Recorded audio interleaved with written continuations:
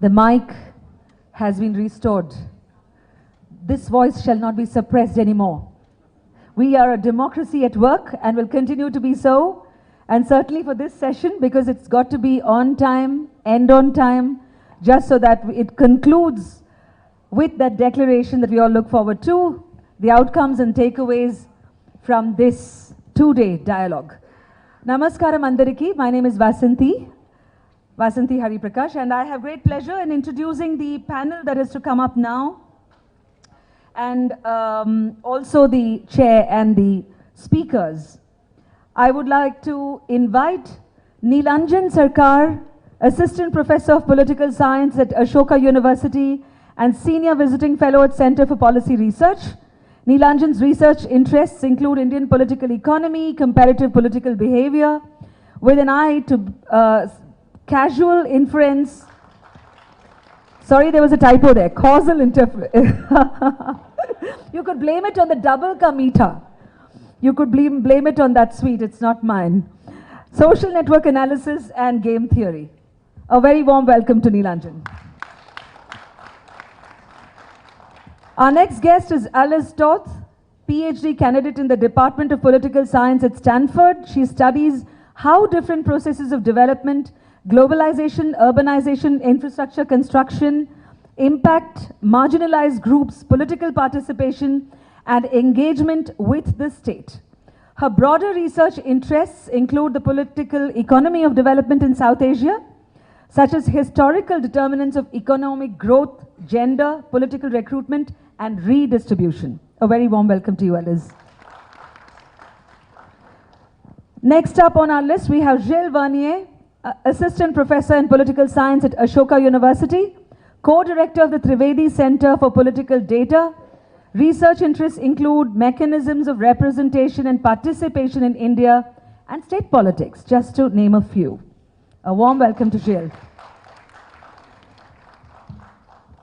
The chair is the Saul Goldman Professor of International Studies and the Social Sciences and Professor of Political Science at Brown University, where he also directs the Center for Contemporary South Asia, currently while working on a number of projects which include democracy in India, political economy of urbanization in India. Please join me in welcoming Professor Ashutosh Vashni.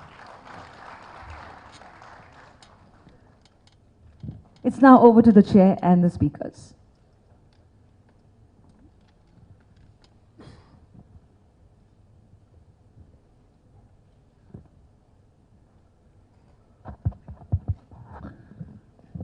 Thank you all for coming. When we think about entry barriers in Indian politics, a moment's historical reflection will confront you with a paradox.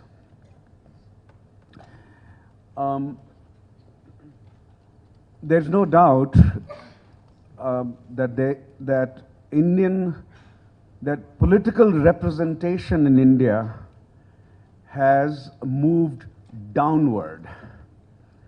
That is to say, there are more lower caste politicians today in politics than was true in the 1950s. There are more rural politicians today than in the 1950s.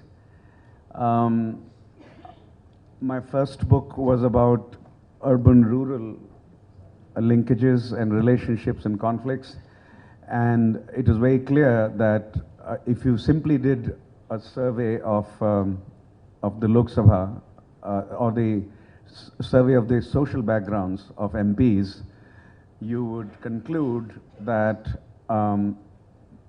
close to 40% were lawyers at that time, and only 15 to 16% were agriculturists. And lawyers, a number of those lawyers were Oxbridge trained and spoke in the Queen's English. There was no Lalu Yadav. In the 1950s in Delhi, Kamraj was the first Lalu Yadav to arrive, in a manner of speaking.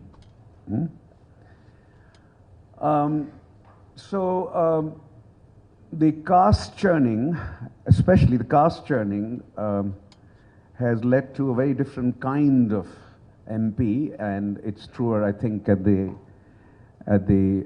state assembly level. But that deepening or participatory deepening or representational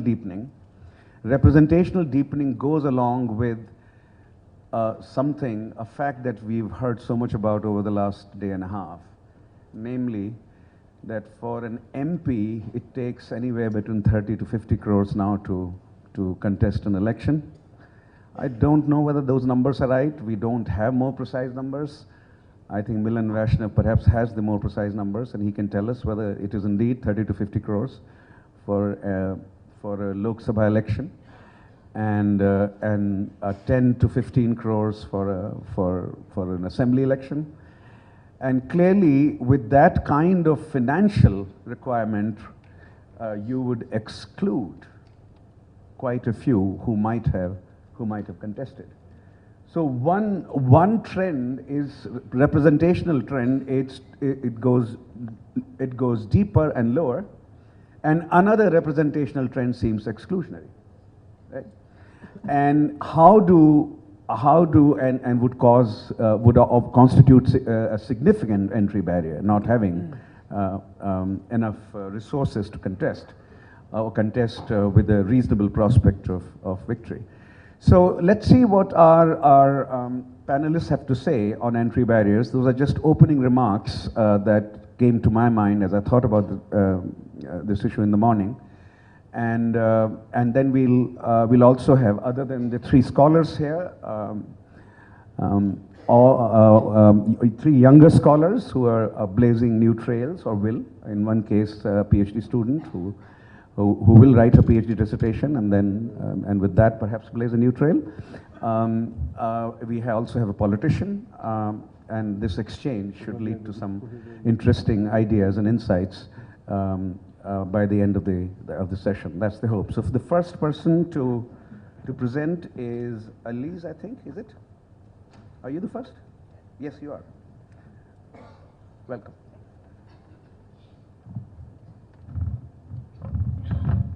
It's roughly 10 minutes each, plus minus. Yeah. So I'm using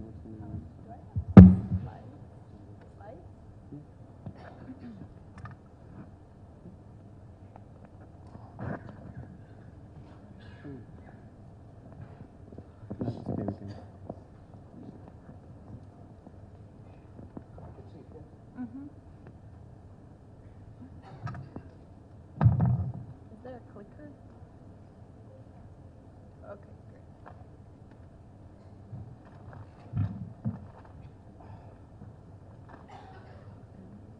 Where is that clicker?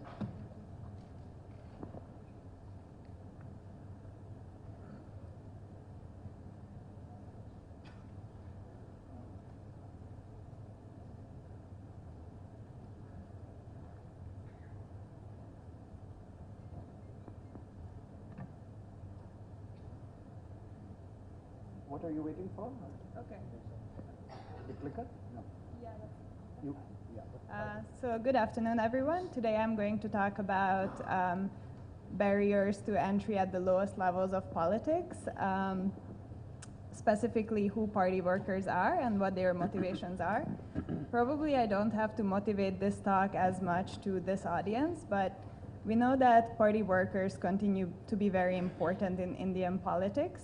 According to the 2014 National Election Study, approximately 60% of voters said that they had some sort of face-to-face interaction with a party member or a politician, and only 20% of them said that they received a call. This means that despite increasing internet penetration, increasing cell phone coverage, voters still continue to interface with party members face-to-face. So door-to-door canvassing remains a very important part of campaigns. But this, besides canvassing, party workers also engage in conducting call centers, attending rallies, and just carrying out day-to-day tasks within a party, such as getting voters' benefits or resolving police cases.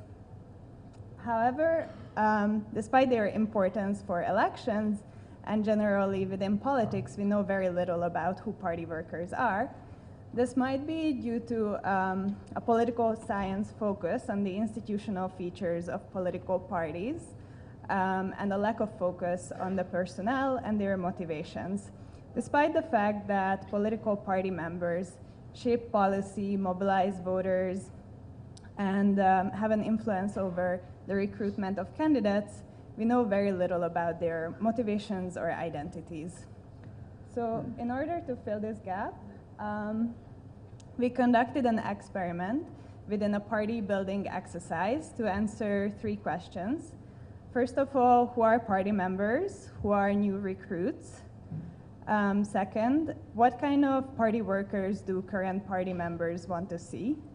And third, can parties broaden the base of their membership by emphasizing different perks associated with joining a political party? Can they capture new voters by integrating different party workers within the party? So to try to illustrate what kind of trade-offs parties face when they are trying to incorporate new members within their organization, we have a very simple figure. So let's imagine that party members are distributed on a left to right dimension. This could be anything from ideology to some preference over policy or even demographic characteristics like age. For now, let's stick with ideology. In this case, party members are distributed slightly left of center on this dimension, whereas the population is distributed slightly right of center. If the political party wants to attract new voters by incorporating new party workers, they can pursue 3 different strategies.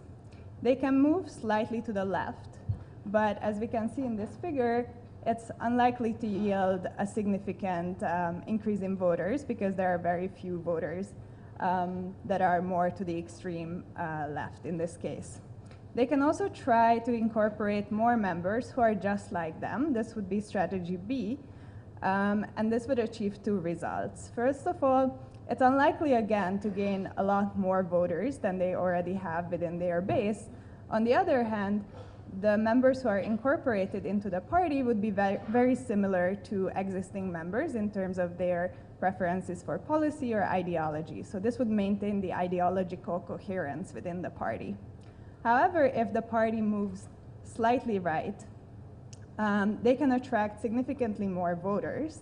On the other hand, they're likely to incorporate members who hold very different preferences from existing party members. So this might cause some discord within the party for ideology or policy preferences.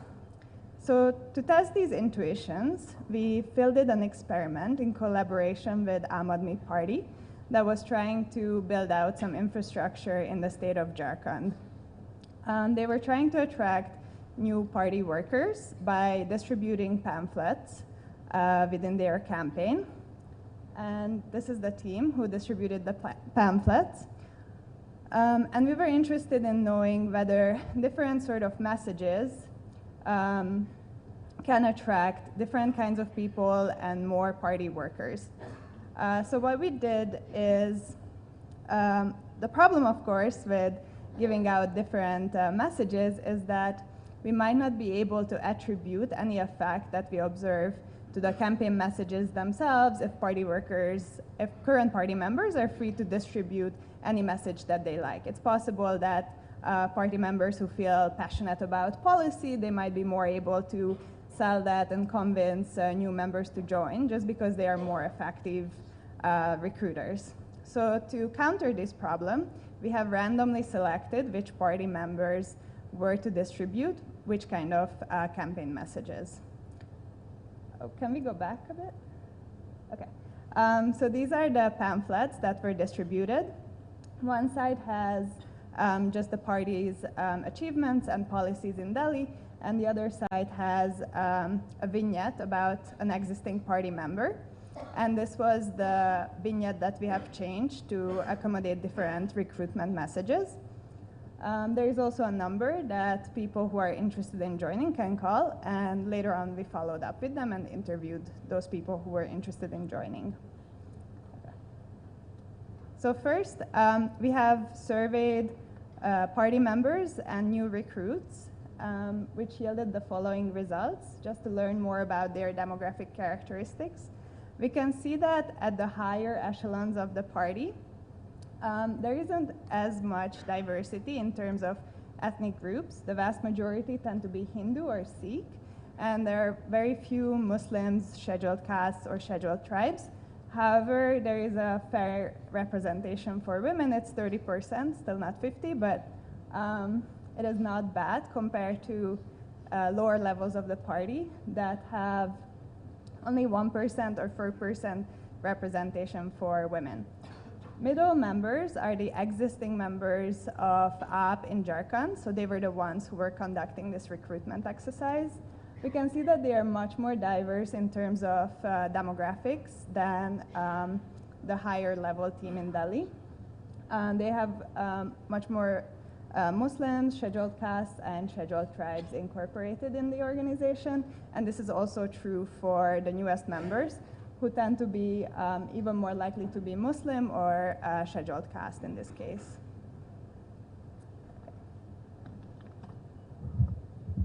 Okay. Just a small point. Can you tell us the difference between middle member and high member? So high members were party members in Delhi, so those who are part of the central organization. Middle members are party members in Jharkhand, and the new members are the ones who were recruited through the recruitment exercise. Okay. We also wanted to know what kind of people existing party members wanted to recruit as party workers. So we also surveyed them, and we administered a so-called conjoint experiment. In this conjoint experiment, party members were given different hypothetical profiles of people who would join. They got information on their name, education, motivation for joining the party, and they had to select between pairs of A and B candidates. And based on that, we found the following results. So party members preferred ideologues over policy-oriented people. By ideologues here, we mean people who identify with the party's ideology as opposed to just trying to pursue certain policy goals, such as achieving higher education or higher healthcare coverage. They also preferred people who were motivated to run for office as opposed to people who just wanted to be part of the party organization and eventually get promoted within that organization. And they also preferred high educated people compared to people who had less education. But we found very little evidence of discrimination based on gender, caste, or religion. Another recruitment experiment. I wanted to show some of the campaign messages and pamphlets that we have used. So this first poster was the baseline pamphlet. It simply says, please come join Aam Aadmi Party. And if you join Aam Aadmi Party, you will be a member.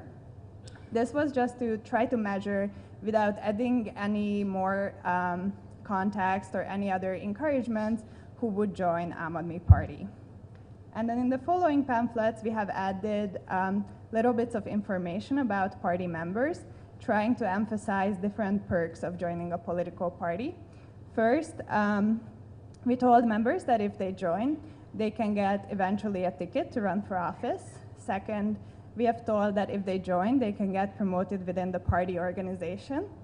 Third, we emphasized the ideological component of Aam Aadmi Party that AAP defined as creating a new and honest kind of politics. And finally, we have emphasized certain policy goals that new members would like to pursue, for example, creating better education or better healthcare. What we found is that candidacy and ideology really managed to recruit much higher numbers than the baseline pamphlet, but policy pamphlet actually reduced the number of callbacks that we have received, and we found no effect for career treatment, so there was no difference between the number of callbacks that we have received from interested individuals between the baseline and the career pamphlet. we also interviewed people once they indicated that they would be interested in joining the party. And we found that both ideology and candidacy treatments recruited people who were more likely to be from excluded castes or religions. So they were more likely to be scheduled caste, scheduled tribe, or Muslim. They were also more likely to be politically experienced, so they might have volunteered before at a political party, and they would be regular voters. But they were also more likely to hold different policy preferences than existing party members. The policy pamphlet had the exact opposite effect. So to conclude, Mr. Rajiv Gora yesterday said that political parties survive on the ambition of individuals.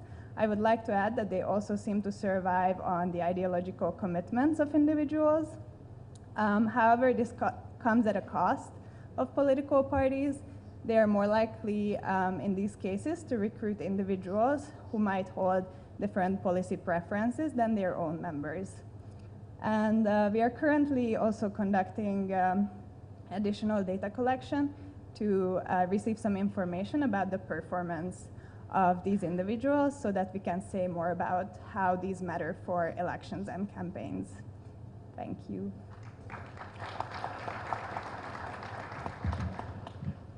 Our next speaker is Gilles Vernier, and from Ashoka University.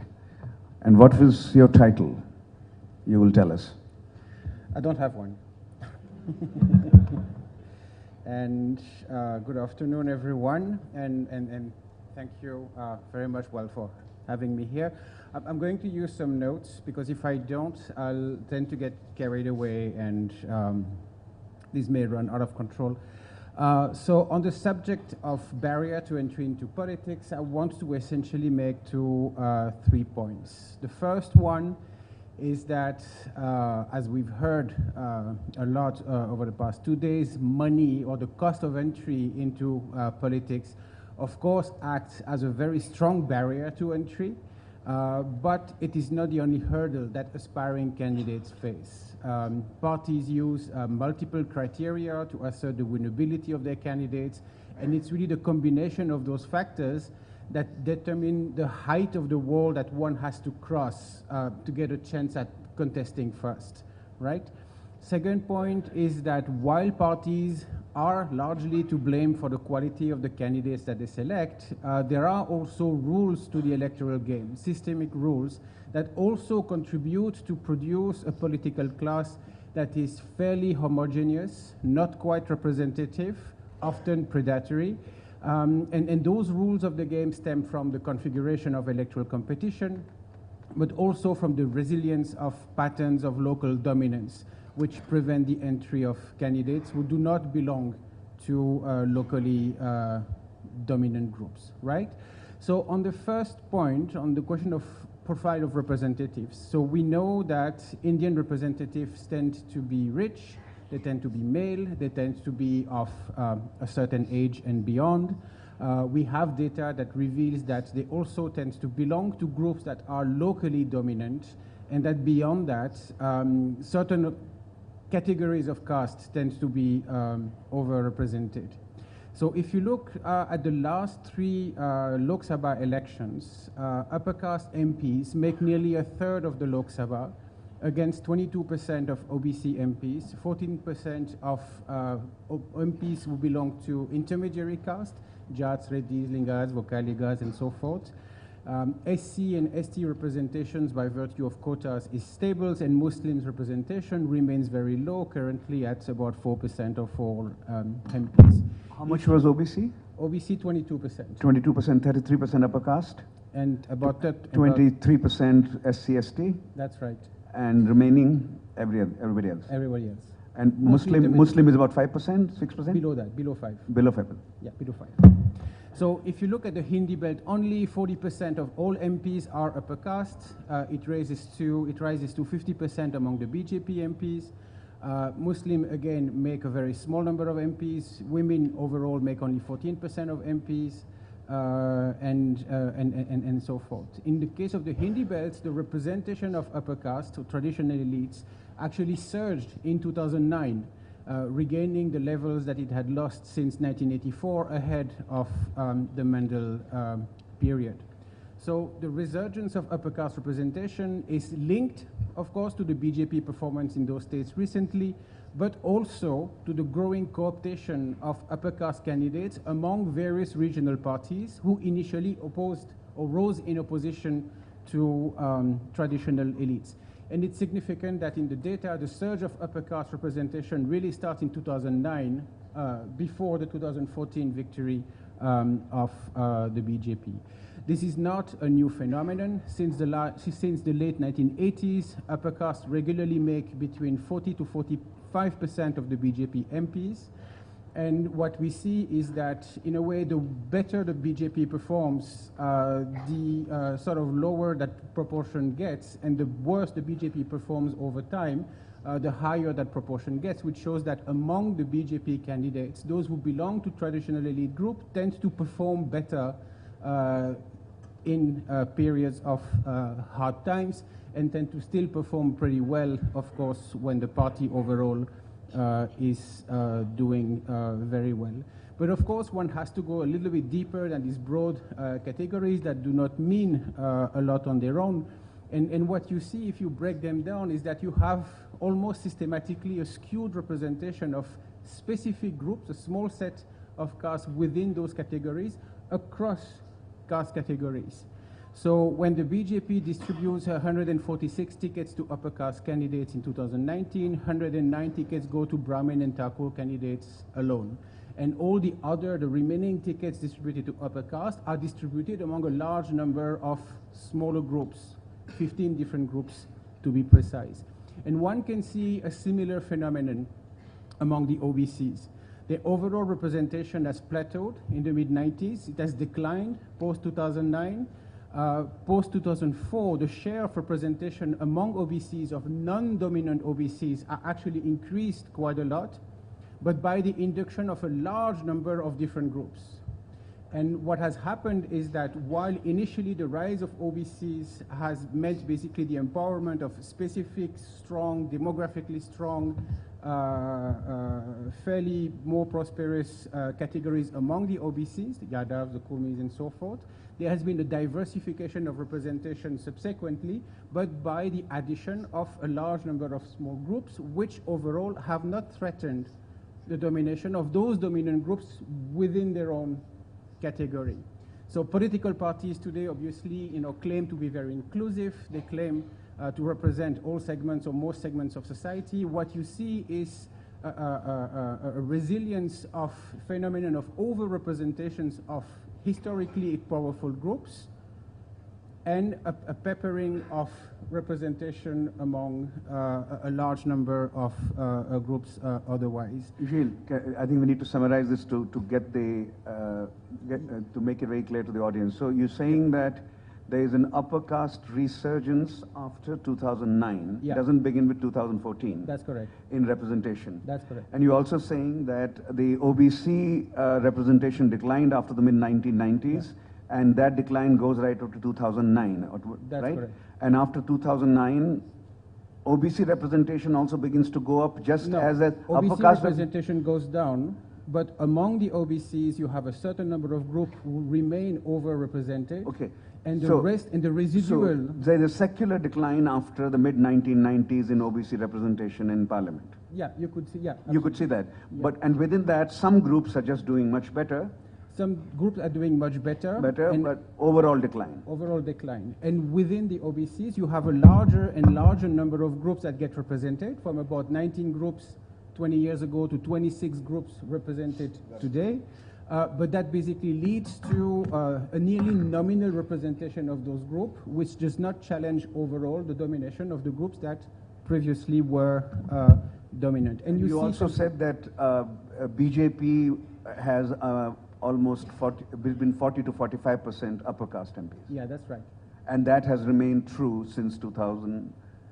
It's by and large true. The percentage is slightly higher when they have lesser MPs, because those candidates tend to still do better when the BJP does worse. But it's 40 to 45% in 2014 and 2019. Yeah, it remains very high when the BJP does well. Right? Okay, let me skip a little bit, right? So the data we have basically goes against the notion that parties discard caste as a selection criteria. Caste-based representation remains very skewed. It is the same, by the way, among the SCs. You have an overrepresentation of particular group, and then you have a nominal representation of a large number of groups, but who have barely 1, 2 MPs and rarely more. And this is something that you see also in state assemblies, right? And so you have to cumulate those factors, the money factor, the muscle factor, the caste biases in candidates selection and recruitment that particularly affect adversely the candidates or the aspiring candidates who do not tick those boxes, women, minorities, and non-dominant groups or marginal groups within larger caste categories. The second point is that through this conference, we've heard a lot people talking about, the incentives that attract, quote unquote, the wrong people into politics. So politics, we know, is a remunerative profession, a good way to enhance business activities. But there are also ingrained aspects or inbuilt aspects in the configuration of electoral competition that also have a reinforcing effect on those barriers to entry.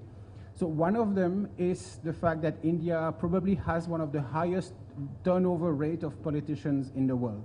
Most MPs and MLAs do not get to rerun after their first term, and nearly half of those who rerun don't get re-elected. Some of it is party-induced. Parties don't give tickets to all their incumbents, and those who rerun, about half of them actually get re-elected. And this creates a situation where a high cost of entry, the overall competitiveness of elections, and a high probability of exit create structural incentives for predatory behavior. And it also creates disincentives to actually learn the job of a legislator, because in all probability, those who are elected for the first time are not going to be there for a second term. And this high turnover also contributes to the weakening of political party organizations. It facilitates concentration of power. It reinforces the notion that candidates don't matter, that they are interchangeable and therefore expendable. Those who speak against their own parties or express a dissenting opinion within their own parties tend to be flushed out quickly.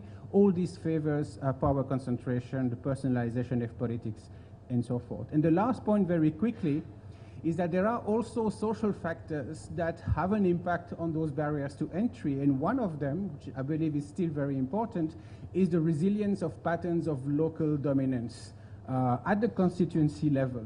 If you plot, I don't have my maps here, but if you plot the caste of the winner on an electoral map in lieu of the party they belong to, and if you plot that data across elections, you will see there's a very large number of seats that keep returning an MP or an MLA from the same caste. In the case of Karnataka, it's almost comical.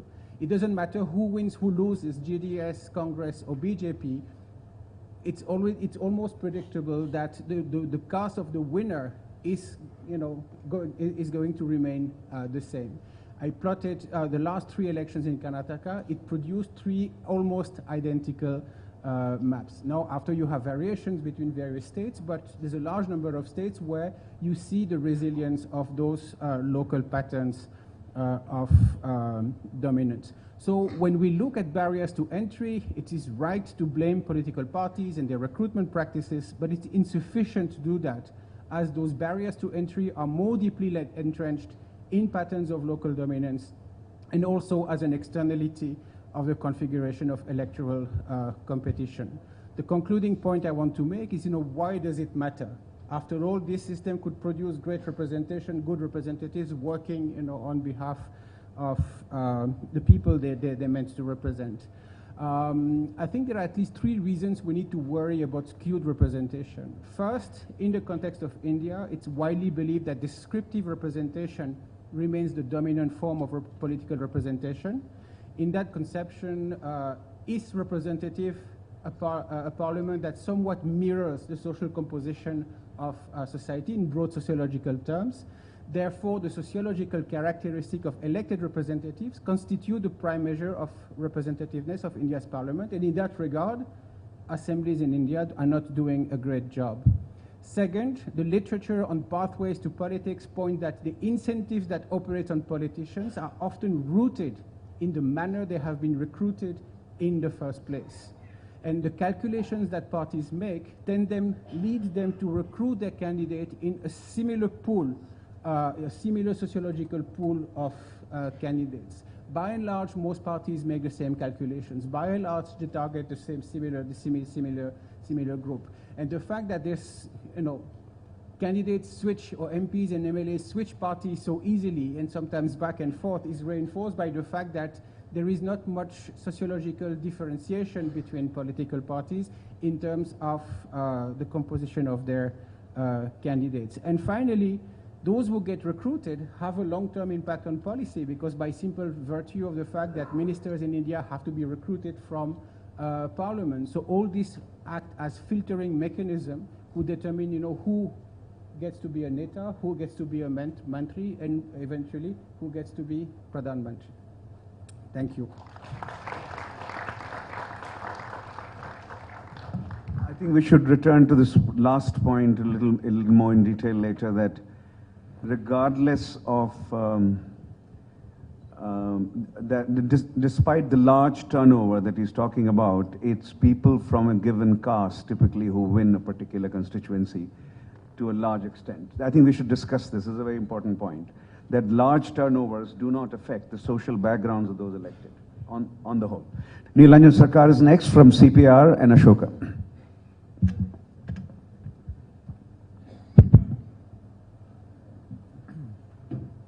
Try to keep myself. Thanks to the India Democracy at Work team for inviting me. I just want to thank you all. Before I get into the meat of my presentation, I want to start with a simple quote. According to the common course of human affairs, the natural aristocracy of the country will be elected. Wealth always creates influence, and this is generally increased by large family connections. Now, you might think this is a commentator on Indian politics. This is Brutus. This is an ancient Roman senator, which is to say that many of the problems that we've been dealing with the last few days are seen as a cardinal challenge in any democratic system, even 2,000 years ago. The logic of Brutus's statement is that anytime someone needs to be elected, they need to be popular. And that in and of itself generates certain biases. People can be popular because they say the right things, believe in the right things, but they can also be popular because they have high status. They can also be popular because they're rich. They can also be popular because they're good looking. There are lots of reasons why people can be popular. And so that generates biases. So when we think about entry barriers and biases in who can and cannot enter into Indian politics, I like to sort of segment it into three kinds of biases. So one, which I just briefly mentioned, which is a bias that comes simply from having an electoral democracy. It's not something that we like to think about. A second bias is one that comes from the particular way in which the Indian political system might be structured. And the third, which we also don't give enough credence to, is that there are many things that are reflected in the Indian political system which are larger ills in society, right? Issues of caste, issues of black money, they're not simply about electoral democracy, they're challenges all across, right? And now each of these corresponds to certain kinds of barriers to entry, and each of these demand different kinds of policy solutions. So when I think of a policy solution to some of our challenges of who can and cannot enter politics, I essentially think of policies that change the incentives of political players so that the world looks different, right? And I think of barriers as those people which are consistent with the strategic incentives as they are laid out. In other words, if you create incentives so that you need a huge amount of money to contest elections, then you are going to have disproportionately wealthy candidates, and you are going to have people from higher caste groups, because people from higher caste groups tend to be disproportionately wealthier, right? Something like that. So with that in mind, I'm going to sort of go through a presentation which I think about three types of barriers that we see in the Indian system and sort of work through them. And I'm going to end with a small set of recipes of solutions that we may want to think about, if we want to make the system a little more equal in terms of removing barriers to entry.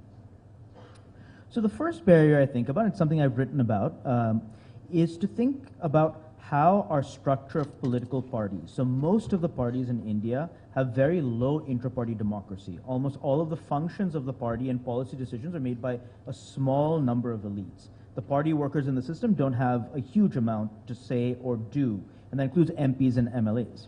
Now, what that essentially means is that if, as a politician entering the system, I have no plausible chance of affecting policy, then it's much more likely that I'm going to see the system as something that I need to reap benefits from. So it yields incentives for corruption. It also yields incentives for investing more money in the system so that I can then avail of that corruption, right? So you start seeing the rise of wealthy self-financing candidates. A second barrier that exists is a barrier in which, in order to simply campaign or to do politics, you need to have a large organization underneath you. The party may provide some of that organization, but often we rely on candidates to provide at least some part of that organization. Now, many of you know this as a theory of why criminals enter politics, right? This has been expounded most prominently by Milan Vaishnav. It's not just that they have money, but they also have ways of getting down, reaching contracts, reaching voters. They have an entire organization underneath them. So do business people. And so we see disproportionately criminals and business people entering the political system, when perhaps in the past we would have seen less of that. And the third, and this is a larger ill of society, is that somebody who is able to disproportionately raise money, or somebody who's able to disproportionately avail of other powerful players, are people who have access and connections and can actually mobilize a large amount of black money, use illegal contracting towards their favor, right? So if I am somebody in an electorate, I'm competing against a lot of very honest people, but I make deals with all kinds of powerful players in my constituency, raise huge amounts of money, that's going to make me a far more competitive candidate. So these are the ideas I'm going to work through very briefly, and I'm happy to go into them much further. This is a presentation that could go 90 minutes if need be, right? Which is not. So let's talk about low intra-party democracy. So many Indian parties, as I said, have a charismatic leader at the top. These charismatic leaders not only decide policy, but they also decide party tickets, right? So as a candidate, I don't know if I will be able to contest, right? All that is a small coterie of political leaders are deciding. And even if I get a ticket, I don't necessarily know from where I will contest. As you know, in India, we also have this very weird phenomenon where a single candidate can actually compete in multiple constituencies at once, right? So there are all kinds of complications, right? Now, what that means is that typically when we think of Western systems, so if we think of the US where political funding is a big issue, politicians go out and raise large amounts of third-party funds from other players. But if I'm a third-party funder in a constituency, and I don't know who is going to get the party ticket, who am I going to give money to, right? So disproportionately, because I simply don't know who my candidate will be from this constituency, candidates have to be self-financing. They have to be individually wealthy, and they need to be able to mobilize large amounts of money beyond money that they have themselves. So just to sort of give you some sense of exactly what happens here, right? When we look at competitive parties, which are top two finishers in constituencies versus all other parties, and just in declared wealth terms, candidates in competitive parties are 20 times richer than other candidates on average, right? When we look just at the competitive candidates, sorry, the top two candidates, being wealthier, the median case means that you are 10 percentage points more likely to win a constituency than the poorer candidate. So there is a structural benefit to having more money, and it works in two ways. Having more money means that a competitive party wants you because we're in an electoral arms race, and having more money than your opponent means that you're more likely to win the election. And that's why parties want disproportionately wealthy candidates. Okay? The next barrier that I talked briefly about is organizational capacity, right? So beyond just simply having a lot of money, in a very short period of time during a campaign, I'm going to have to mobilize perhaps vote buying and alcohol, but there are many other very legitimate forms of expenditure, right?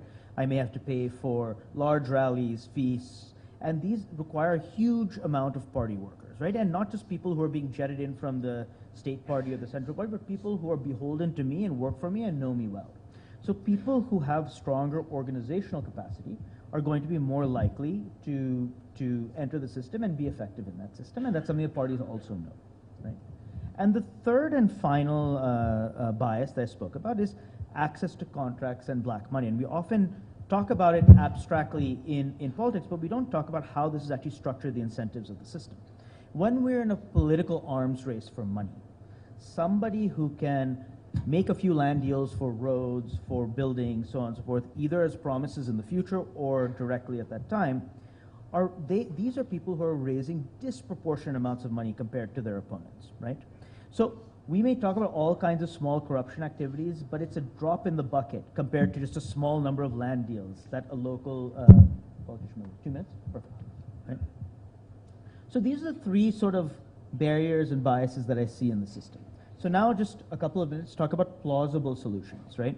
So one, I said that we are in a world in which our politicians have very little policy-making power, they have incentives for corruption, and there's very low intra-party democracy. So one policy principle is, can you create more policy importance for an individual legislator? Because that does two things. It takes away power from the centralization in parties, but it also generates an accountability link between voter and the person that they are directly voting for, right? So here are a small number of things we could do. We could potentially create domicile constraints where people stay, right? So some of this jumping around of party tickets, people get to develop their own constituencies. We may actually think of certain policy spaces in which we actually give a lot of power to the MLA and the MP, and that the state government and the state party can't simply usurp all political control. But that's essentially one principle that one can think of. A second thing, as I said, these are larger ills in the system. Given that such a disproportionate amount of money is coming from black money, is coming from land deals, and so on and so forth, my general view is that even these kinds of policy decisions will only be a drop in the bucket in terms of changing barriers to entry until the black money property rights regime is dealt with. If property was fairly and effectively managed and land was delivered in a relatively non-corrupt manner, as often happens in other systems, then the scale of money in Indian politics would go down significantly, and many of these challenges we would see are much more manageable, right?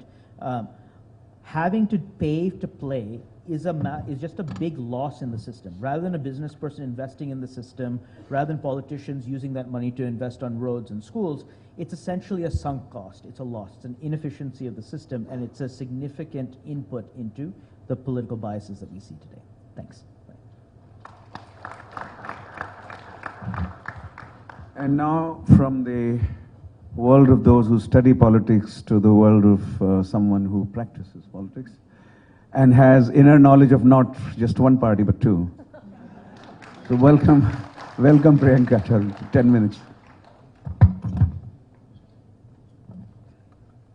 So thank you so much, Ashutosh, for that lovely introduction of having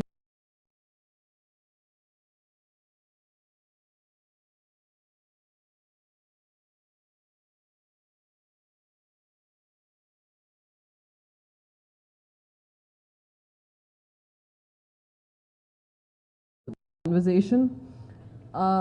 Like he said, I practice politics, while those who have studied politics in front of them, I'm sounding very inadequate, but I can only give you the practical perspective of challenges that politicians face, and people like me who come from totally non-political backgrounds, who do not have families to back you, who don't have father figures to support you, have managed to make it this far in the political system. Three barriers that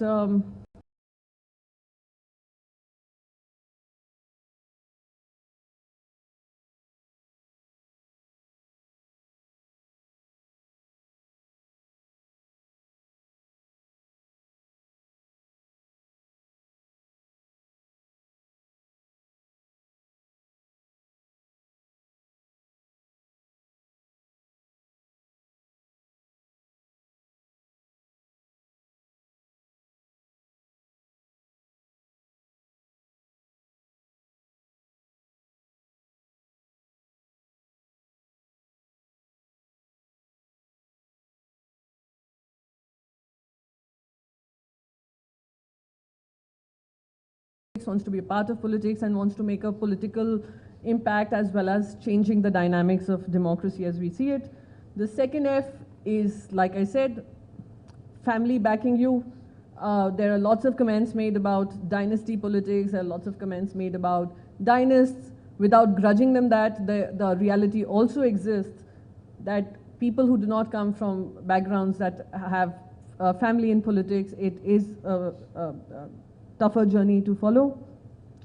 And last, like I said, the third F is a father figure. Having someone who is powerful in the system, who has a voice in the system, and who happens to back you simply on the basis of the talent you bring on the table is extremely challenging, extremely difficult for any political party at this current point in time, including the Aam Aadmi Party. I was very keenly watching the entire Aam Aadmi Party way of functioning. While it did come up after the anti-corruption movement, etc., I would say there have been a lot of places where they have been found lacking. They might have done good in some areas of workspace, but when it comes to having a politically strong point of view, when I was watching that, saying that there was no bias with regards to caste, religion, gender, etc., I am still yet to find a woman cabinet minister in the Delhi government. So those are some challenges which every political party faces. I'm not particularly targeting Aam Aadmi Party. I'm just giving you a point of view of a new political party that has emerged from a public movement. And it has emerged after perhaps the Congress party emerged at a time when we were fighting the Britishers. So these are challenges that we continue to face in terms of political parties trying to work on reducing these barriers. Even the Congress party, which I come from earlier, I come from because I began my career from there. They also started a people's movement. They tried to create a youth movement through the Youth Congress where they were bringing in voices. But unfortunately, even those youth elections turned out to be something dependent highly on those who come from well-funded families. And today, people you see in positions of power, even in their youth wing, happen to be those who are wealthy, those who come from political families, and who have perhaps a louder voice than the rest of them. Similarly, they tried an experiment with primaries, where they said their party workers will decide who the candidate would be, who's the best suited candidate. Again, they saw that it did not work. Every candidate who came through primaries was coming from a position of influence who could influence how the organization workers will vote, and ended up giving tickets to people who were not winnable.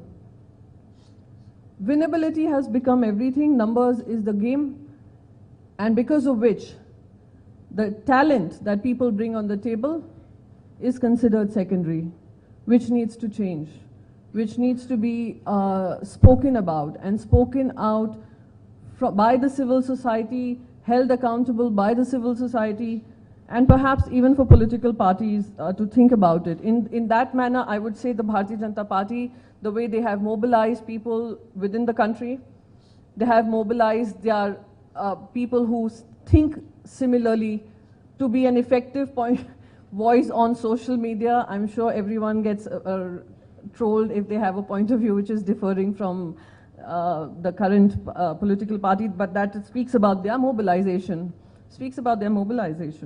I have participated in many overseas conclaves, and I have observed one thing, and that is something again I'd give to the BJP, that their entire overseas network seems to be doing tremendously well for themselves. Again, they managed to mobilize opinions, change opinions, impact opinions because of these, how they've managed to mobilize people.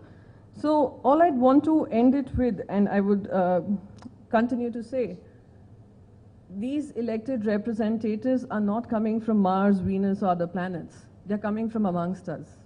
When we talk about caste equations, representation, etc., somehow we have to start looking on what basis and how are we voting these candidates in.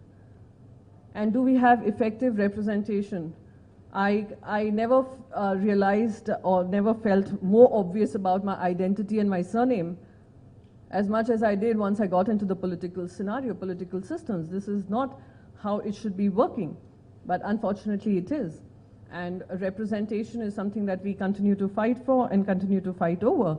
Last but not the least, and I'd end it with that, political parties really need to start nurturing their talent, using talent effectively, and people who enter politics should know what is the core value that they're bringing into the system, and of course rewarding them with leadership roles, because everyone who gets into politics is also coming in a target-oriented, with a target in mind, and being target-oriented with the changing demography, changing dynamics of democracy, evolving democracy. You also have dynamic personalities entering political system. Last but not the least, since I represent two political parties, I've had the experience of working with two political parties. It was about the political movements within parties that happen. Like the US, we do not have a firm left or firm right ideological bracket. It is very fluid. It keeps changing. Like a Bharatiya Janata Party spoke about free markets, etc. Right-wing economy usually talks about that. When we look at their policies, you cannot exactly call it a free market economy. So things in India do not work on those models. They are very fluid in nature. And for a political person who has got into politics, just like political parties are talking about survival and being able to make an impactful change, so do individuals. When they join political platforms, they're looking at making an impactful change, and they would be with parties which understand the need of the hour, being to respect that talent, nurture that talent, and dignify them with the place they deserve. So thank you so much for hearing me out so patiently, and I'm looking forward to some more questions coming from you people, and with regards to both the Congress and the Shiv Sena. Thank you. So let me pose a question to each of our panelists. To Elise, can you say a bit more about why you're drawing such a sharp distinction between ideology and policy? Because I can think of many intersections. So that's a question for you. The question for Gilles is, say a bit more about this, why, say a bit more, first of all, descriptively about how, despite huge turnover, the caste background of the person elected is roughly the same, even though he or she might come from a different party, right? So say a bit more about this. This could be a very, very big point, political point. For Neelan, the big question that I've always had about the argument about funds is this.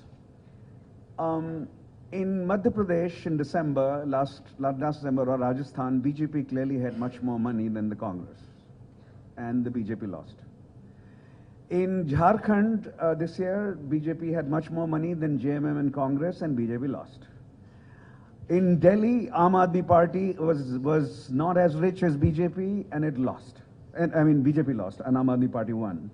And of course, the best known example is Mayawati coming to power in 2007, right? Mayawati coming to power in 2007, and it would be, would you like to claim that BSP was richer than BJP, and that, right? So how do we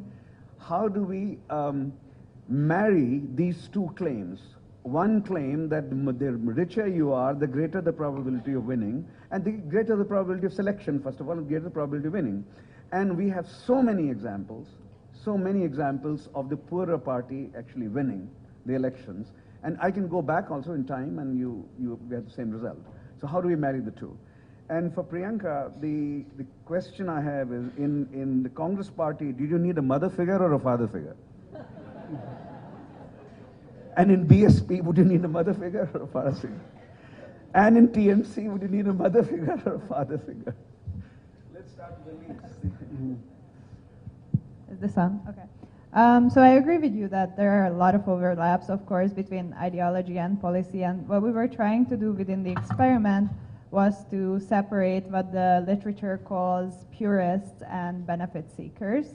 So purists in this case would be some people who are really die-hard fans of a political party, and they really believe in the ideology of the party, whatever should that be. And in this case, we defined the ideology of AAP very vaguely because we wanted to put a distinction between certain policies that AAP was pursuing. So they came to power based on the anti-corruption agenda, which itself could be seen as a policy.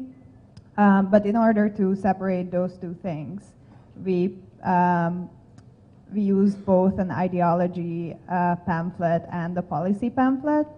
And the interesting thing was that we saw a big divergence between those two treatments. And I think one reason why we see such a negative response to policies could be that simply putting up promises to create more schools or more healthcare facilities was just not credible in Jharkhand, where they do not have a large presence yet. Whereas a bit more vague and fuzzy promise of creating a new politics that had a certain idealism and could appeal to younger voters was more popular. Tell us more about this turnover and Okay, am I audible with this? party turnover and how, a caste fixity. How about that? Yeah. How about that as a term? Caste fixity and party turnover. Okay, thanks for helping me coming up with that term. So I think there's a number of factors that intervene. First, I mean, we are here at the intersection of electoral politics and the political economy of those constituencies. Quite classically, the groups that have benefited from the transformation of the agrarian economy are those who could, generate capital surplus that could be invested into politics, and that has, facilitated their ways into politics. So that's so that's an old classic phenomenon that has been extensively studied after the Green Revolution, but that we see repeating itself also post-liberalization. So think about the development of industrial corridors between large metropolises, Bombay, Pune, or the politicians who come the politicians who get elected in those constituencies tend to belong to the groups who have maximized, the benefits from, the transformation of the economy. A second factor is that politicians who belong to dominant groups tend to still fare better than other elected representatives when it comes to, they tend to resist more to individual anti-incumbency. They tend to also very often, accumulate a number of advantages: closeness with party leadership and a longer experience, and that also helps them to be resilient. If you look at the population of elected representatives who have been elected more than twice, say over the past 40 years, it would boil down to 100 individuals across states. It's a ridiculously small number, which is an indication of how concentrated. No, I'm talking about state assemblies. Yeah, if you take UP or Gujarat, to take two very different states, if you look at the number of people who have been elected more than twice over the last 30 years, over the last 5 elections, it's a small percentage of the political class as a whole, which means that they concentrate a lot of power, and dominant groups tend to be largely overrepresented among that stable political class. But not only the caste factor, they tend also to be, well, of course, wealthy, but they tend to be also more dynastic. They tend to cumulate all those markers of winnability. They tend to belong to political families. They are close to the leadership of political parties, and so forth. So you have an element of self-reinforcement. But the fact is that despite all the literature that we have about transformation of caste politics, the rise of OBCs, we see that there are large parts of India where representation patterns have remained stable over time. It's particularly true in Andhra, it's particularly true in undivided Andhra, it's particularly true in Karnataka. In Maharashtra, the domination of Marathas in politics has remained. And one of the reasons why individuals from those groups tend to persist is because now, and actually for a long time, they find representations among all the major political parties. if you take BJP in Congress in Rajasthan or Madhya Pradesh or Gujarat, for example, you would be hard-pressed to find a lot of sociological differentiation among the candidates of these two parties. Let me intervene for a moment here. This particular point of yours about caste fixity and high political turnover coexisting is in tension with another argument you made, which is that upper caste resurgence is taking place and lower caste decline is taking place, OBC decline is taking place. So if you're talking about caste fixity, then these numbers should not in the aggregate change all that much. No, to qualify that, there are variations, right? So the resurgence of upper caste comes essentially from the Hindi belt. The caste fixity is more characteristic of South Indian states. So you would need to look at certain amount of variation. Also, the claim about upper caste resurgence and OBC decline goes against the conventional understanding of what's happened to Indian politics. Is this a very substantial jump, one in a positive direction, one in a negative direction? It's just a small decline. No, you or go small decline or small upward journey? No, I mean, it's about 10% shift, but which is significant over time. In Parliament? In Parliament, yeah. 10% shift in either direction. So that is significant, certainly. That would be statistically and substantively significant, in both terms. Correct. Okay. Yes, sir. So poorer parties win. Yeah.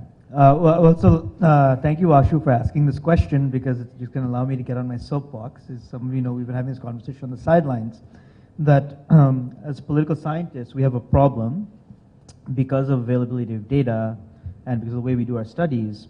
We focus a lot on candidate characteristics to explain politics. I'm as guilty as charged. I've written on candidate wealth. Millen is guilty. He's written on criminality. All of us are guilty because while they are significant factors, if you look at the political system in aggregate, just purely looking at this as a statistician, the level of political volatility across states suggests that a significant, if not the majority of the variation is on party symbol and not on candidate, right? Which is to say that if we are in a system with low intra-party democracy, we have charismatic leaders, the average voter is voting for Mayawati, is voting for Mamta, is voting for Modi, right? They're not Thackeray, right? Exactly. I have a question for her in a second. Certainly senior Thackeray at one point. Exactly. Yeah. Okay.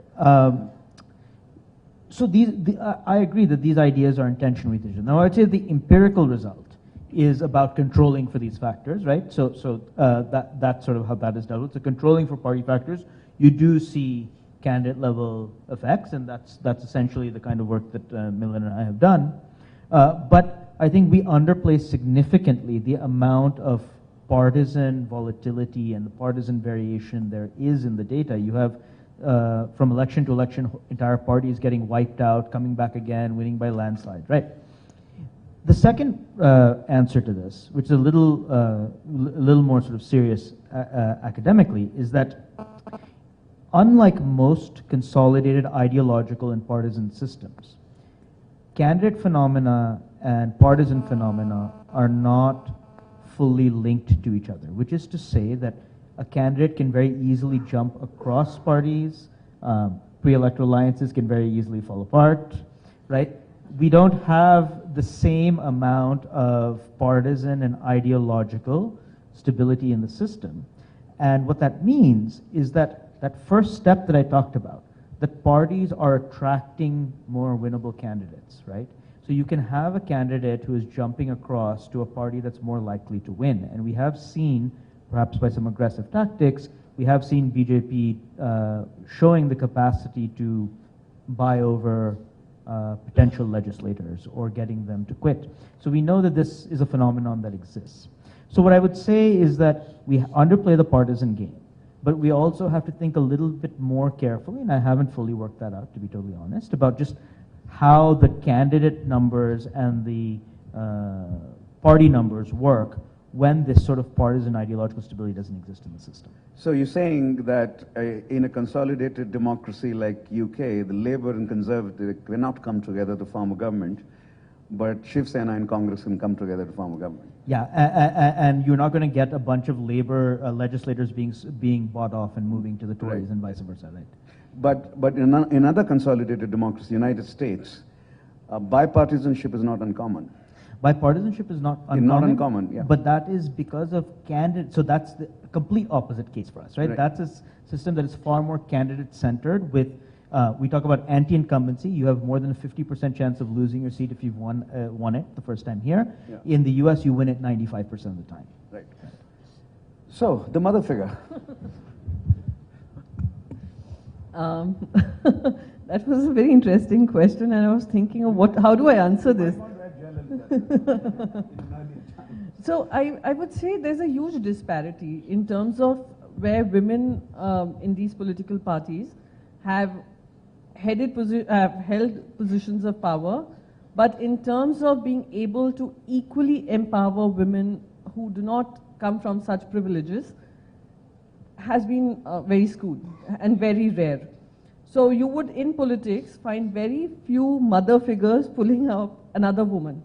I have noticed there's one unfortunate fact, and which is also the truth, and not necessarily about political parties which are headed by women, but in general, women who are in positions of power, instead of pulling other women into that same space, are pushing them down. It has not been a very supportive system even for women supporting their own gender. So it is the reality that prevails. Unfortunately, those who are in decision-making spaces are not banking on women or believe that their winnability is possible because they're coming from positions of, they do not have the family backing, they do not have the funds. So it's easier for a woman who comes from a background who has been in politics to get a party ticket as compared to somebody who's put their heart and soul into it but are challenged about their winnability. So those are challenges that we have seen that prevail in most of the political parties. However, I must give it to TMC that they made it mandatory that 33% of their seats in the general elections would be reserved for women, and I think that can only happen when a woman leader like Mamata Banerjee realizes that it is important to have more fellow women coming and making space and creating that space for themselves. So I think that is a very positive move that I have seen. Of course, her winning candidates, 2 women candidates, were also trolled, but that is just part of a woman's journey into politics. But it is a welcome change. So mother figure, I would say perhaps Mamata Banerjee has been a great mother figure to many women who today find themselves in the parliament. But Congress Party was among the biggest advocates of creating women's reservation in parliament. Exactly, and this is something which, if you turn around and look at the organizational structure, I would want to know how many women are there in the all-important CWC. How many women are in the CEC, the Election Committee Board, which is the all-important committee which decides who are the candidates who are going to be contesting. So this is another challenge which, when I joined the Shiv Sena also, which fortunately for the Shiv Sena, they do realize that it is extremely patriarchal in setup and they want more women. They have many women who are, in terms of positions, they have these positions, but they do not have the confidence to move beyond the local body elections. So we are trying to nurture that. This is one space which Shiv Sena is looking at seriously, to nurture more women candidates and ensure that they represent them not just in the assembly but also in the parliament. So if the organizers are here, I think we're here till 3:20, right? Because we started, we're cutting a bit of our time, but we're going till 3. So there are 15 minutes of Q&A. Please raise your hand and also introduce yourself. Can I go? I don't want this to be an all-male conversation, of course. I can see only male hands going up. Can we have, all right. We can't coerce people to ask questions. Yes, sir, we start with you. A microphone there. And to maximize participation, the shorter it is, the more musical you will be. Thank you so much. And myself, Vikas. Priyanka ma'am, hi, good evening. Don't take me wrong. So, would you make this big had you start from Shiv Sena? Like, given the fact that you crossed the ship now. So, would Priyanka would be this big had she started from a regional party like Shiv Sena? Instead of starting from Congress. Okay, so your question is, because I was in the Congress, I became big. Now, how do you quantify big is something which I would also want to understand. Would you say quantifying someone big is someone who's representing a party on television and is speaking for the party? Or would you consider someone big who's today in the parliament on the basis of her talent and she believes that she can be representing her constituency in the parliament? That is something which is very subjective. What you consider big, what I consider big. However, I believe that if you have the talent and you understand what you can bring to the table, you would shine even in a regional party. Today, Mahua Mitra is shining brilliantly in the parliament coming from a regional party. Today, I can talk about Mamata Banerjee, who is giving the big fight nationally, coming from a regional party. I mean, broke away from the Congress and formed a regional party. So it is about the matter of how you perceive and how you shape yourself and shape the ideas that you bring onto the table to be able to convince the larger audience. It's not the political party you're serving, it's the people you wish to serve. And that is truly subjective in nature. You can shine even in a regional party as well as a national party. Yes, of course, they gave me a platform, and I'll never ever deny the platform they gave me or be full of gratitude as far as the platform I got from them. But I would believe that I got that platform because I brought some talent into that space. So do not undermine my talent either. Thank you. Now we go to this side. Yes, sir. Good evening. Myself, Nilanjan Banerjee. My question to Alice ma'am. Ma'am, you have shown how recruitment is made in the political parties in India, particularly the membership drive of the Aam Aadmi Party. But there are some other ways of recruitments done through the pre-party political socialization networks, like the student organizations, religion or caste organizations. So, can you throw some light on this aspect and what is the trend in India by which organization is dominant in recruiting political members? Thank you. I hope everyone heard the question. The question was, she talked about the way Aam Aadmi Party recruited in Jharkhand, which had nothing to do with the caste or student organization. That's another way to recruit, through student organizations, through caste organizations, and through religious organizations. So, comparative reflections on that. Unfortunately, I cannot talk as much about other types of recruitment. The reason why we targeted this type of recruitment strategy is that because we wanted to learn more about what type of campaign messages appeal to people. The problem with other types of recruitment strategies is that it really depends on who is recruiting often, what kind of people end up being recruited, and we have seen this in other contexts as well. In the US, we have seen that male recruiters for different parties tend to recruit also other male members. And I would assume, based on this knowledge, that because we see these large recruiter effects, that in other contexts, networks really matter. So the reason why we were focusing on this one is that because we wanted to see if you separate everything else outside of these networks, can we actually see the impact of messages on people's responses to joining a political party? There was, yes, sir, right at the back. Can you get the microphone there? Yeah.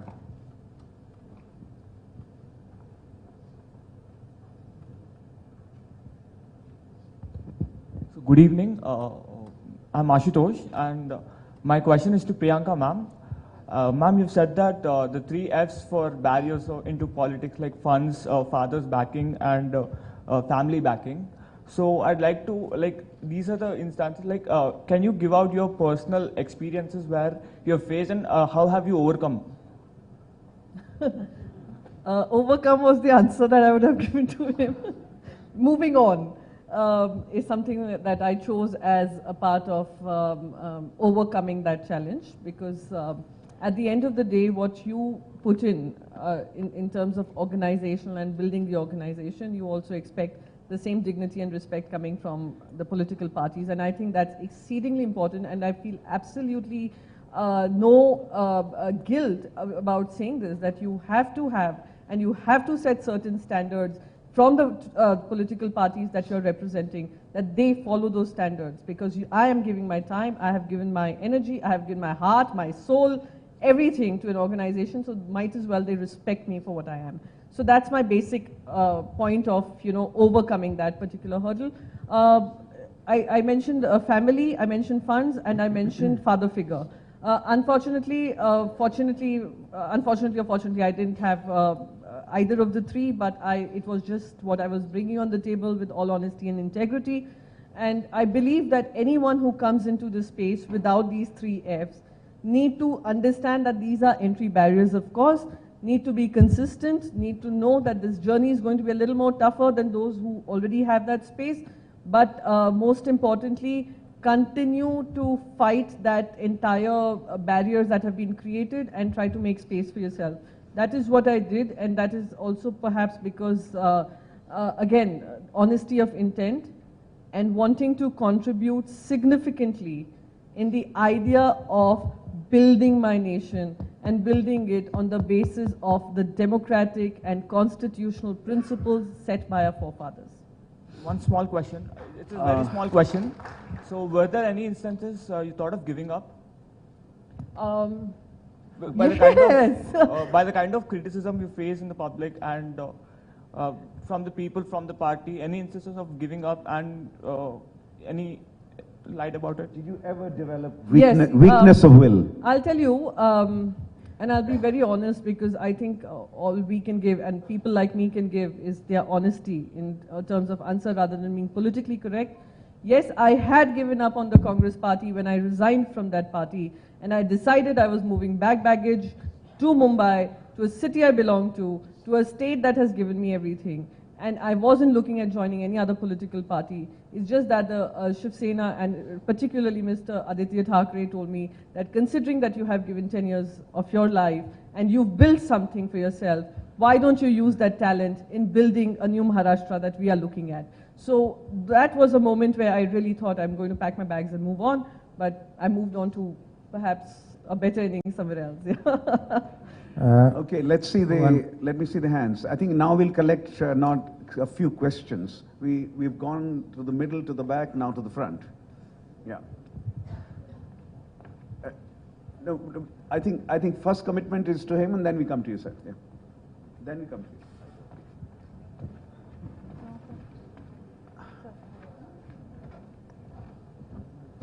My question is to the 4 academics on the panel. All of your presentations focused on entry barriers in electoral politics. But there's an equally big ecosystem in Indian politics, which is the party organization, where the record of all political parties is much better. The appointments to the party leadership positions is very diverse. All sections of society are represented. There are a lot of poor people, not rich people who are not very rich, who are appointed to party leadership positions. And unlike electoral politics, the anti-incumbency is very low. So the people who get appointed to, let's say, general secretary or a national secretary position, they remain in their positions very long. So do you have some assessments about what is the entry barriers in Indian politics on party organizations? As opposed to elections? Yes. Candidacy. Yes, sir. I have 2 questions, one for Priyanka. I am from Mumbai, so I am also confused by the ideology of Shiv Sena and now Congress also. So how you reconcile your ideology with Congress to Shiv Sena, and I'm sure she's heard this question many times. But I have not heard the answer. Okay. So what about the pardon? How you reconcile this? And secondly, when you talk about shifting, what is important, personal goal or ideology? Both are connected, I think. I'm sorry, the mic's not working. That's a very good point, actually. No, please, I don't run away from answering questions, even if they're tough. And you must have seen that in my spokesperson career as well, sir. With regards to personal, you said something about what? Person and ideology. I believe ideology is an inherent character that you build around you when you are in your formative years. And that character doesn't change. That personality doesn't change. Your political platform may change, but your inherent character doesn't. And if you would have followed my journey, you would have also known that I have never been bitter about anything or critical about anyone. It's just that it is the platform I have chosen. I've moved from a national political space to a regional political space, and I think I'm making an impactful change beyond just screaming my lungs out on television. With regards to, what was your second question, sir? I'm sorry. No, how do you reconcile? Reconcile. Congress with Shiv Sena?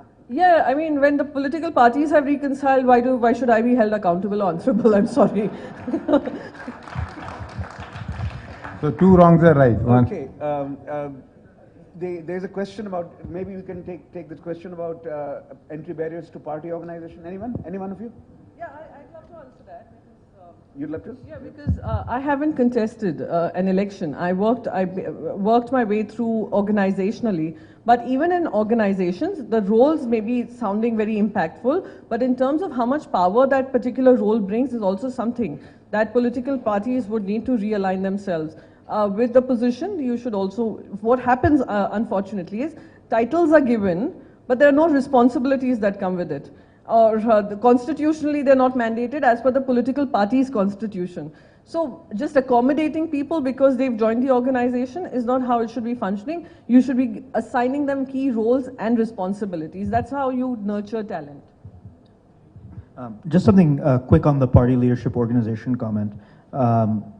It matters a lot what the logic of the organization is, right? So in political science, we make a distinction between a Congress system, which has been a highly factionalized party system, lots of leaders competing with each other, perhaps getting different elites, as opposed to the kind of party I talked about, one that is far more centralized at the top, what we associate with many of the regional parties, where you can imagine like a centralized CEO is trying to figure out how to fill positions in his or her own party. So I think that there are very different logics. Just like in elections, parties care about winnability, in principle, parties care about performance writ large in a position of leadership. If you don't perform, you will either be asked to leave or your party will pay the price, right? Some parties have a hard time performing.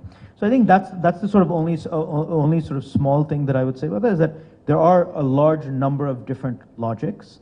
And when we look at the logic of an organization, that gives us a sense of what the logic of recruitment into the party leadership would be. One comment. The lady there at the middle. Yes, ma'am. Yeah, my question is from Priyanka. I'm Seema Joshi. I'm from Delhi. Priyanka, you said nurturing of the talent in the political parties. But the problem is all the wings of young wings, like student wings or we say the youth wings of all the political parties, whether it's the national or the regional parties. Don't you think in a past 1 decade, I may say, maybe more, but 1 decade, I may say that they are getting more indisciplined day by day, like doing protest, whatever it is. They are, like suppose if I write something, you have been also told number of time, I have been also told number of time, because recently the Deepika has been told number of time. So can't we have a certain kind of a decency in a politics, entire party line, because we have to respect everybody's opinion. I may be differ because I also belong from the same party from which you are previously associated with, INC. So that's what I'm saying, because what happened, and at the same time, there has to be training program during the nurturing, like from student wings to youth to then the main Congress, and organizational structure. Because see, every political party say they have an organizational structure, but in organizational structures, only people are coming. Again, you said 3F. The new, like if I want to go, you want to go, it's very difficult. Especially you are a woman, then it's more difficult, irrespective of having 3F. No, I'm in agreement. Yes, we need to have better processes. So the executive order has come. I'm sorry, executive order from the organizers has arrived, has been drummed into my ear, and it says this is it. So it's time to thank our panelists, our three academics and our politician panelists for a wonderful session here. The executive order has come because the jury has decided. And that's also because the 3:30 session has got to start sharp on time. And we wanted to, of course, have a 10-minute break. The coffee break and tea break, you might have seen up on the screen, that announcement will be at 5:30 after the conclusion of the last session. But now we actually owe a collective thanks to the group that has given us all these insights and this kind of range of questions. I think between the findings of the survey in Jharkhand that Alice was talking about and of course Jill, you have also inspired hopefully people to actually overcome that entry barrier. So thank you all of you for doing that. May I now request the chair to please offer tokens of gratitude to our panelists. First to Alice.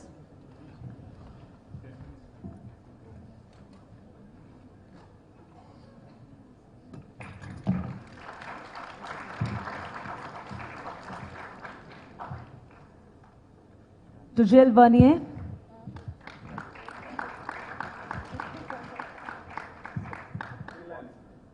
To Niranjan Sarkar. And since Priyanka got one, Priyanka will give it to the chair. Oh, lovely. Can I give one to her? No. You can, and then take it back as well, Professor. That is what happened here. No, I've got one already in the morning. That's not her name. See, politicians always collect that you. So I got it in the morning. It's for him that we need to go. Gayatri, would you please help us with this? She collected hers in the morning. Morning, yeah. I think I've collected mine too. Yeah. Because I was on a panel. Oh, you did. You did. Then I'm sorry, you just get praise and claps from us again. For a very well-chaired panel and a moderated one.